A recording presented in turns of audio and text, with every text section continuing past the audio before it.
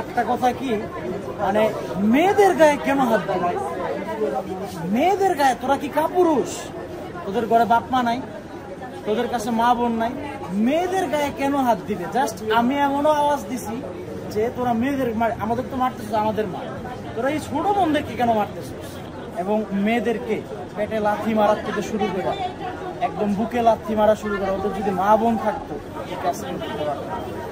আমরা ছাত্রছাত্রীরা জাস্ট খালি পিছন থেকে এরা উল্টা ঘুরে যখন বিসি ভবন থেকে উল্টা ঘুরে দৌড় দেয়, এই দৌড়ের কারণে ভাই মানে এই আমার পিছনের এই ছোট বোনগুলো আজকে মাইর খেয়েছে। আপনি দেখেন এই যে ও ছিল পিছনে একদম লাস্টে, ওরা ওদেরকে এই রিক্সায় উঠাইছে হচ্ছে এই যে এই ও ছিল হচ্ছে যে একদম শেষে, তারপরে আরো কয়েকজন ছিল শেষে। এই কয়েকজন খালি আমরা জাস্ট পিছনে পড়ে গেছিলাম শুধুমাত্র এই আপুদের মানে এই ছোট বোনদের। আরো যে কয়েকজন ছিল আমরা মানে চিনি না, এরা সব সন্ত্রাস, এরা টোটালি সব সন্ত্রাস ছিল, এখানে অন্য কেউ ছিল, এরা টোটালি সন্ত্রাস ছিল। তাদের হাতে লাঠি সোটা ছিল, তাদের হাতে রড ছিল। আমাদের বুঝলাম আমরা কোটা বিরোধী আন্দোলন করতেছি, আমাদের মারলে, কিন্তু মেয়েদের দোষটা কি? এই মেয়েদেরকে তোরা কেন লাথি মারলি পেটের মধ্যে?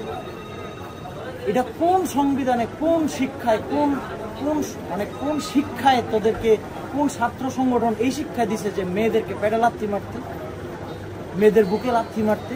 এই জিনিসটা তারা করছে, এটা সবচেয়ে জঘন্য কাজ করছে। আমি মনে করি মায়ের পায়ে লাথি মারছে, মায়ের বুকে লাথি মারছে, মায়ের পেটে লাথি মারছে না, পুরা বাংলাদেশের বুকে লাথি মারছে, পুরা বাংলাদেশের মানুষের উপরে তারা লাথি মারছে। তাদের এইটা অবশ্যই অবশ্যই অবশ্যই সুরাহা হইতে হবে। অন্যথায় আমি একটা পুলিশ প্রশাসনের কেউ ছিল না আমাদেরকে সেভ করার জন্য। তাহলে এই হাজার হাজার পুলিশ প্রশাসন কেন থাকে, কই থাকে?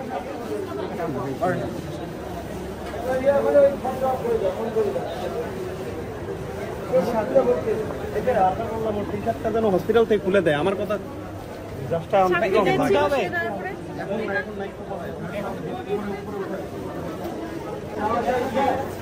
ভাই পোক্টোরিয়াল টিমের সেই সময় কোনো ভূমিকা লক্ষ্য করেছেন কিনা? আরো কোনো ভূমিকা নেই। ঢাকা ইউনিভার্সিটি যে একটা প্রশাসন, আমরা যে সাধারণ শিক্ষার্থী বিভিন্ন আমরা 18তেও যে আমরা আন্দোলন করছি, পুলিশ ছিল, ভিতরে পুলিশ ছিল, কিন্তু পুলিশ কেউ একটা পুলিশও আমাদেরকে সেভ করতে আসে না, মেয়েদেরকে সেভ করতে আসে না।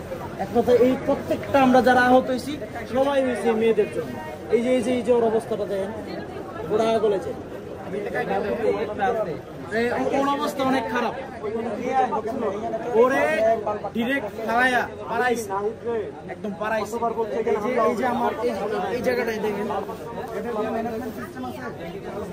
আমি নাহিদকে বারবার বলছি, এই যে এগুলোর মধ্যে মানে এমন ভাবে বাড়ি দিছি, মানে আসলে কি করবো, আমার ব্যথার ইনজেকশন দিছে, না তো আমি স্বাভাবিক থাকতে পারতাম। আরে আমি ওই কয়েকটা মেয়ের খালি চিপার ভিতরে ইয়া করতে যাই, ডিরেক্ট মনে করেন যে আমার উপরে এমন ভাবে মনে করেন এই যে দেখেন হাতটা ফুইলা, আমার যে এই যে দেখেন এখানে আমার যেখানে ফুলে গেছে, এখানে টোটালি